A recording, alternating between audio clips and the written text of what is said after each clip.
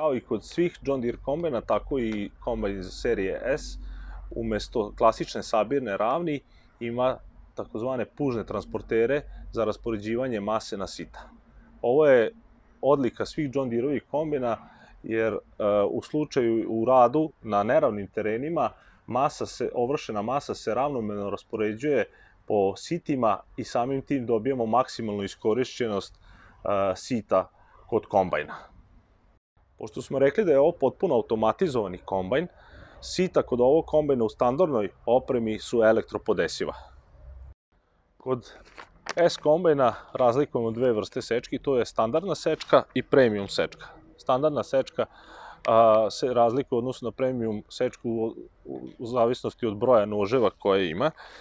Sve sečke mogu imati dve brzine, brzinu za rad u kukuruzu i brzinu za rad u pšenici. Pored toga, sastavni deo sečke, odnosno razbacivač pleve je integrisan i svaki S kombajn ima razbacivač pleve u standardnoj opremi.